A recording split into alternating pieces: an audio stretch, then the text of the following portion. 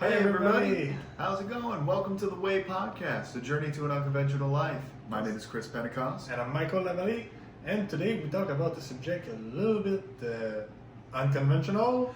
Something that I got a little bit more experience in. We're talking about homelessness. Exactly. So you said that you experienced that. So how was it? Well, I'm feeling really good right now talking about it because I got my lucky ring on, my little bottle opener ring. I got a necklace that says I got that dog in me. But it's definitely been a harrowing experience to start off with.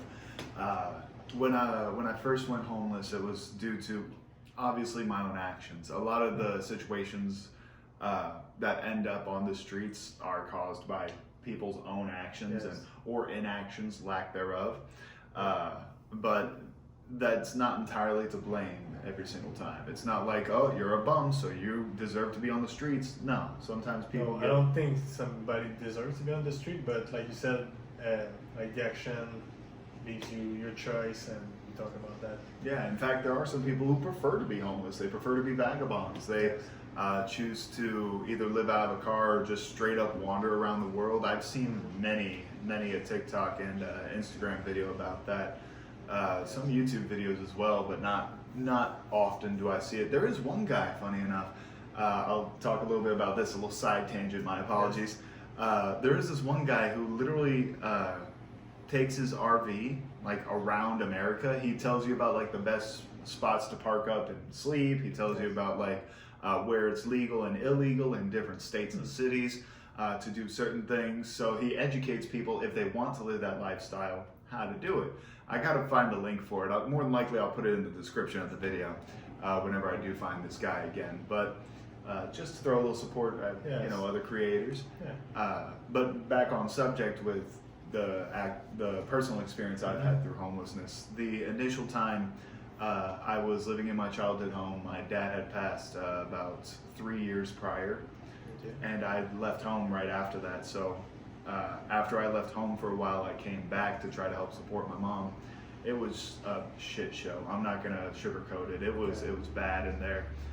So I ended up losing a lot of hope. I got addicted to drugs. I lost my job, ended up jobless for about 6 months, and during that whole 6-month period was when the mortgage had been defaulted. We were 6 months behind on mortgage. It was already in the process of foreclosure. So there was no real saving it. We could try to short sell it, but I was not in the correct mindset to be able to do that. There could have been many of avenues that I used to just choose to stop it, but it wasn't. It just didn't seem viable, and sometimes emotions will do that to you. But after everything was said and done, I ended up on the streets. I think my last day being in that house, my last few days being in that house, I was trying to do garage sales. And the day that they put the lock on my door, the safety lock, I just left everything out on the front porch and left. I carried a foot locker and 2 bags with me, my backpack and a little over the shoulder bag. I didn't have anything else, so I just kept it moving. So what happened to your mom?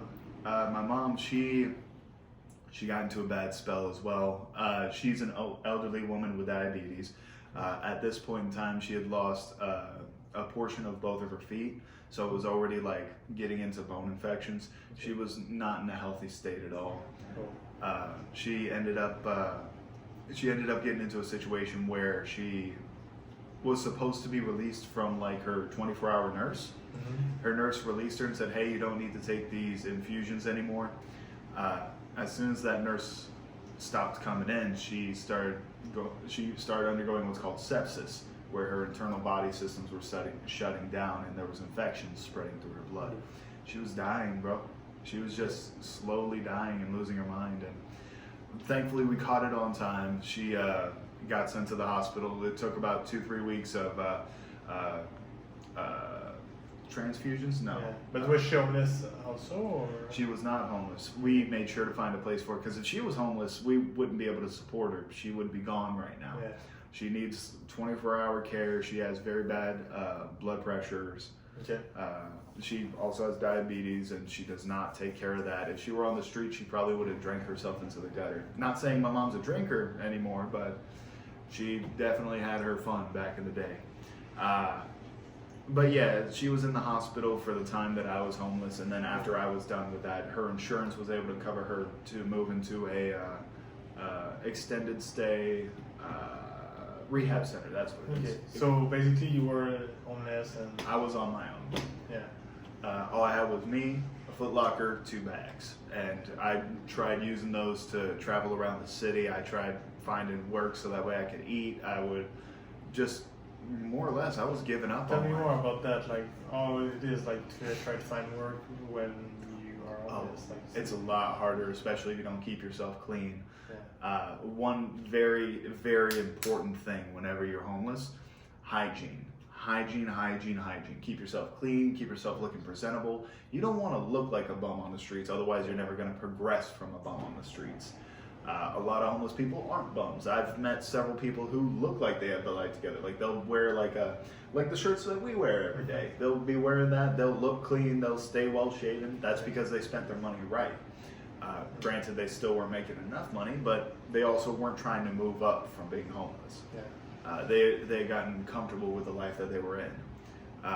So number one important thing is hygiene. Number two important thing, find honest work. Because if you end up begging, you're gonna get nothing but guilt and insults. I remember very vividly the thing that changed my mindset around when I was homeless this first time was I was over in Ocoee, which is a city down here in Florida, where I was at a gas station and I was begging. I was on the floor, had the cardboard sign and everything. My beard was a lot bigger. It was bad. And then this older looking gentleman comes up and he's like, you know what I'm tired about seeing about you? You and your bum life. Go get a job. And he started like cursing me out and shit. It got worse and worse, and I just felt internally guilty because I could have changed all the stuff that I was in. And he wasn't right on everything. He did a lot of assumptions, but he was right on some things. And the things he was right about really. Maybe that was a kick in the ass that you needed, kind of. It really was the kick in the ass, and I honestly think that I hadn't been the same person that I was supposed to be since 2013, since 3 to 4 years previous to that. Okay. So whenever I heard that, I was like, God damn it, he's right. I gotta like get into something. I gotta get some type of reliable income. I have to get myself off these streets. I gotta get myself clean because I stunk. It's Florida. It's 100 degrees out in the summer. It was winter whenever I was homeless. I was only homeless for about 2 weeks at that point, which is long enough because our winter time is not really winter time. It's still like 95 to 100 degrees. It'll have like 1 or 2 week stints of cold, but I think it's a lot better to be sweating and homeless than it is to be cold and homeless, for sure. Yeah. Because cold and homeless, freezing to death sucks. Back on topic though.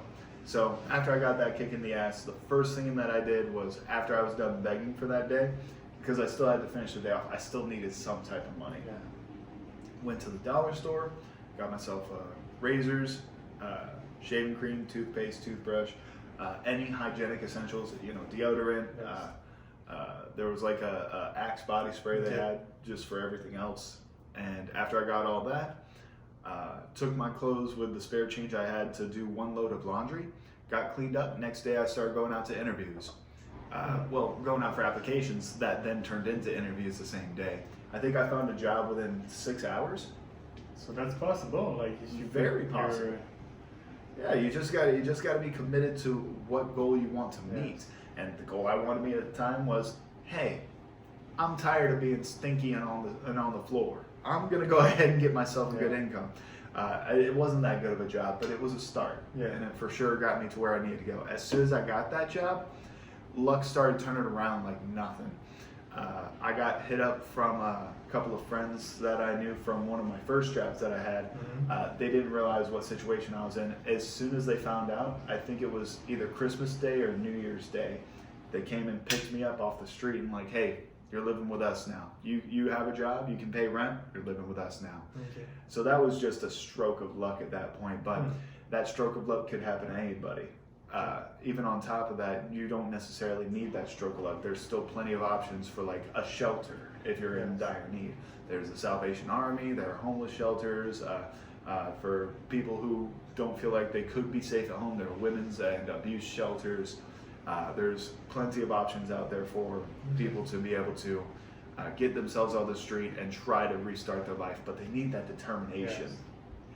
They really need to pull that drive forward. So that was my first experience being homeless. First. First. You got a second. I do have a second. I had made a promise to myself after that first situation that I would never be homeless again. I fell through with that plan because sometimes life changes. You can't control every aspect of life. This time I was trying my hardest to be off the streets as long as possible, but sometimes the situation you're living in is not always the best. Yeah. So the situation that I was in, I actually told my roommate at the time, I prefer living on the streets than living in this place. That's how bad it was. I want to talk a story on that later, but I'm not going to involve it in this video. So that second time, I set myself up in the sense that I had a bunch of stuff and I had a place to put it. So I put it into like a storage unit. I still had a decent job that was like a 9 to 5. It was still giving me full-time hours with benefits. So I could still see the doctor, dentist, eye doctor if I needed to. I was still able to afford new glasses. I was still able to afford things. Yes. But it's still that aspect of like when you're living on the streets, you're gonna get sad. You're more than likely gonna end up in a situation where like you feel empty. You feel like hollow. Like there's something missing within your life. So what ended up unfortunately happening for me that time was what happened for me that time was I was working at a hotel. And after I would get off of work, I would go with my coworker, who ironically was also homeless, and then we would go to the liquor store, buy either a bottle or a bunch of beers, and then just get drunk for the night. And that would be where all my money went. I lost my train again. I didn't know my pathway. I just thought to myself, this is a hell of a lot better than wherever I came from, which granted it was, but it was not a good place to put myself in. It was not any better than had I just gotten addicted to drugs again. So after about a week or two of doing that, I tried my best to I was still keeping up on my hygiene, so I still kept that up. But the way I would do that, as far as keeping up on hygiene and sleeping, I would sneak into my hotel and I would use their storage room as a little bath and sleeping area. They caught me. I did ask them a few times, but I didn't ask them every time. So the times I didn't ask them is when the maintenance man followed me in. He saw me doing the thing. He took a picture and he's like, "You're done, son." Had a meeting with the manager. Got let go. And I thought my life was going into a downward spiral after that. I was like, well, shit, I'm back in that same spot that I put myself in 10 years ago. But good news. I still had family.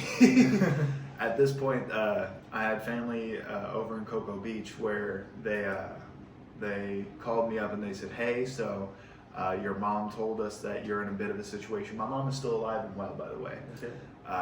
I talked to her about it, and then she told her family in tears because she didn't know what to do, and I didn't know what to do. And then her family was like, "Hey, so we kind of don't like you, but we don't want to see you suffer like this either.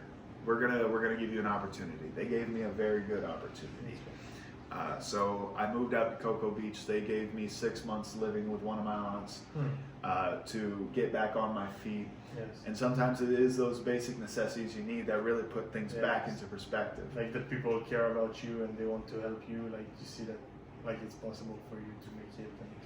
Yes, definitely. Love will take you a very far way. If you have good friends who aren't trying to bring you down, or if you have family that is still trying to reach out, still trying to make sure you're okay, pay attention to those small things, because those small things could add up to a big amount of care and caring and support for the future. I found a whole bunch of new friends when I was out in Cocoa Beach. That's where I met you and your wife. Funny enough, I thought that the drinking was going to send me into a whole new hole, which my aunts had warned me about as well, but I still considered it a good way for me to socialize. So I just, as long as you know your limit and you don't overdo it, I think that's that part. Within my first month, I did mess up where like I had drank way too much almost every other day, but then I got into a situation where I broke something on my aunt's and she had a real serious conversation with me. okay. You would think as a 28-year-old man I would know better, but no, I didn't know any better. She gave me the what's for, like, hey, this is not your house. You are living here under my roof, and you need to take care of stuff. And granted, I didn't mean to break her thing, but it happened, and I took responsibility for it. Immediately after that, only kept drinking to the weekends. Only kept drinking to like my days off. Yeah. I had kept it that sane up until I found a way to balance it, and then I got a second job. And then when I found a way to balance all three of those, that's when I realized, dang, living a good life is a lot of work. I can't just be lazy once or twice a week. I gotta work every day if I want to get somewhere. Yes. So Yeah, there's no such thing as like just a day of 8 hours. Like you cannot just work 8 hours a week and expect that everything's gonna work. work themselves. No, you gotta have a constant goal, a constant grind, something that you always have on the back burner that you're working. Now, that's what vacations are for. Vacations are, in the sense, a way to either put on a different stress that won't stress you out. For instance, like organizing, planning, going to events, or to just de-stress yourself entirely. Going to the beach, doing a staycation, staying at home, going to like a local hotel, somewhere that's not going to be that tough, or like a local park for a couple of days, somewhere that's not going to be that tough to get to, that's going to de-stress you and get you back into that grinding mode. To your root and like get back to yourself. And everyone needs that. Yes. What I think I was lacking was the initial motivation, and I think I didn't learn that from my initial spout of homelessness. Yeah. I still didn't learn my drive. I found a drive to like, hey. But that wasn't the same situation, so how could you know that it will turn the same way? Like, you only learn the more you go through life. yes. Yeah, the first time it was all about like, okay, what do I need for the basics of surviving? Then once I got that down, I thought I had it, but I was still getting a lot of support from people who knew me in the past too. Would like help me out as far as like a living situation as well as like, so I was still relying on, I was being like a leech. I was being codependent on other people. Yeah. Then the second bout of homelessness, that was entirely my choice. Two totally different situations. One was forced upon me, one I chose myself. But then once you choose yourself, you find a way to fuck it up, but then your family catch you up, so that was good. That was like, you got like a good opportunity there, and you yeah. took it. And Yeah, the learning experience that I had for that second time was that don't burn all your bridges. Otherwise, you'll be stuck on an island. Don't burn all your bridges, because that's exactly what I did. Unless you have a yacht. In that case, you might as well buy the island. But even in that case, like the wealthiest of people have the strongest network connections, so they got the most bridges. They're not going to burn them. They're made out of Teflon and steel. But I did straight up. I just burned basically all my bridges except for like two people that I knew, and those two people were in the same situation that I was in. So they were not much help, and we couldn't really help build each other because we were falling into each other's vices. Because like you are like the five people you surround yourself with. That's who you turn into. So if you hang out with a bunch of homeless people, you will be the fifth, and like if you hang out with a bunch of rich people, well, you will be the fifth. So yeah, man. I mean, that's what ended up happening. Is as soon as I moved out to Cocoa, I started surrounding myself with people who like own businesses, who entrepreneur for a living. That's how I met you, and started getting more inspired to, instead of worrying about the consequences, just to go get it, just to full force, full pedal to the metal, keep driving down that fast lane. Yeah. Dang, I keep bringing up that book. We do multiple recordings in a day, and if you can't tell, that was one of our first recordings today. It was a very good book. But do you have any other questions as far as like what I did? I mean, your story is amazing. I think like that you went through all that, and now you're here and like still strong and still thinking that like it's possible and to make it and everything. I think that's very inspiring. If people Thank you very much. listen to that, and yeah, I think I'm hoping it touches a few hearts out there. That's why I brought it out to the forefront. So, Granted, I did give it a little bit more of a simplistic view during this whole spout. Like, even when I wasn't homeless, in between the two times, and I might end up homeless again. Who knows what could happen, where I could go. But even in between the first time and the second time, even all the way back in 2013, about 10 years ago from this recording, I had major depression, clinical depression. So that really affected. yeah, I think your dad just died like back in that time. In 2013, yeah, and then it was 3 years after, and I still hadn't gotten over it because there was still Yeah, like but that must be hard, like to lose his parent and like at that young age, like you're not ready for that. You're just getting started in life, and Right. something like that happened. And yeah, he had tried to prepare me for a while because he was old. He was an old man. He died at the age of 70 when I was 18. He was an old ass man. But he still had a few years in him. It's just that he unfortunately got cancer, and that's what ended up kicking his bucket. But even at that, as soon as he died, I didn't know how to handle myself. My mom needed support from me, but I was emotionally unavailable. I was trying to find my own pathway in life, and that wasn't working out. And then on top of that, his sister was fighting me and my mom for our house, our cars, our boat, because everything that was in his name, because he had an unsigned will, was supposed to go to next of kin, which was her. okay. And that was why me and my mom had to go to court for it, because it was weird. I moved back in 2016, but between 2013 and 2016, I was outside of the house while still interacting with my mom to try to sort everything out. I didn't know what was happening inside the house. I just knew that I had to be at the court dates so that way we could fight for the house, and I could give my explanation as to why this is messed up and I should have my child at home and my mom should have my child at home, because that's our forever home. We shouldn't have to give that up. Eventually, at the end of the processing in 2016, she did get the house and one of the cars signed under her name. In replacement of the other car and the boat, which my aunt on my dad's side got, his sister. When she got those, she immediately sold them, and when we got the house, we found out she wasn't making payments. So that was the start of the snowball effect. And then my mom couldn't catch up because the roommate. So his sister was under the name of his sister, but she didn't make the payment? Yes. So initially, as soon as he died, everything got put into her name. And she tried to evict my mom. She tried to fight in the court about like ownership of certain things, and then we fought back. We fought back for a good 2 years before she finally gave in, and that's just because she couldn't afford. She gave in without paying the rent. So exactly.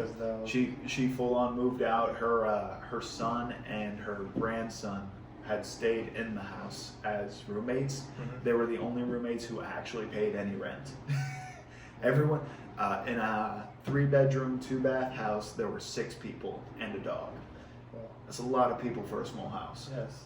Yeah, so it was a full house, and then when I moved back in 2016, I tried to like put my foot down and like either get rent or get out, and so I ended up kicking 3 of those people out. One of them being my second cousin, the younger of the sons, and after I got them kicked out, I still had a cousin. That cousin did drugs, hard drugs, cocaine, and then he ended up getting me hooked on those drugs. And then he ended up getting my mom hooked on those drugs. And that was part of the reason why her body systems ended up shutting down.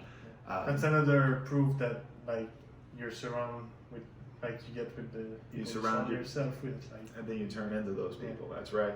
I went in there gung-ho. I was trying to like change things. I was like, we're gonna get rent, we're gonna save this house. No, I was overpowered 4-1, because even my mom was doing drugs at that time. She's like, oh, come on, honey, this will be a great learning experience. God, that still haunts me to this day. Mom, if you happen to see this, or if my aunts from my mom's side happen to see this, I'm so sorry, but I need to tell this story. The context of it is exactly part of the reason why we ended up going down the path that we did. But even at that, she was still a very good and lovely woman. Yeah. She was just very easy to influence and very stubborn when she was stuck in her ways. I think that's what I collected from her. Yeah. is the easy to manipulate, but very hard to manipulate when I'm stuck in something. Yes. I mean, that has some good quality, but like it depends on what you what you use it for. That's right. That's why I've happened to change that around in the past year as well, because it took me a long time. You don't really, even like when you're growing up, you aren't fully developed to the point where you're at your peak until you're 25. Yeah. Your brain is still developing at that point. And that, I think that's kind of funny, but also kind of weird. But it's completely true. You don't, when they tell you you're an adult, you're not going to feel like an adult. Really, I only realized that I was like an adult like at 25. Exactly. Like I said to myself, dang, I'm an adult now. Like I cannot do all those things that I was doing when I was younger, you know? Yep, I'm a grown up and I got back pains. Yeah. But I mean, that is the life. Once you get to the point where you just stop and think to yourself like, dang, I'm really not a kid anymore. Yeah. That's when you got to grab your childhood by the throat and rip it out of you. Like you got to be not like mentally a child, but you got to be playful like a child as long as possible. Yeah, and still like be in control like an adult. So have like there's a time for play and there's a time for work. Yes, exactly. Yeah. Unfortunately, the time to work overshadows the time to play by a lot. Yeah. But you still got to remember that time to play. If you're too busy grinding it out, you're gonna end up probably in a similar situation where I was, where I just got burnt out and depressed, and I couldn't deal with life. But thankfully, I've gotten over that, and thanks to you, I now have a new goal set where the Way podcast will hopefully help to inspire others and get us to where we need to go. Yeah, just to help others and help us teach our story and teach our friends. And, yes. So hope you like. Go ahead. I got it. This is my episode. Yeah, go ahead. Just like and follow and subscribe. God damn it, Michael! My job, man. But yeah, as he said, go ahead and like the video if you like the video, if you like the conversation piece. If you have comments about your personal experiences, if you were homeless and turn that around, or if you feel like you're going down that downward spiral, feel free to leave a comment below. Write down maybe a success story that you have. Yeah, if you have a success story, we might even read it on the podcast here, because I find comments to be very inspirational, especially from people who actually like have these viewpoints and want to share their story. And if you enjoy the content that we've been doing so far, go ahead and shoot a subscribe. Hit that subscribe button, hit the notification bell to be notified about the next video. We have premieres coming out every day, somewhere around 8 a.m. Eastern Standard Time. I believe the next episode we're going to be starting tomorrow.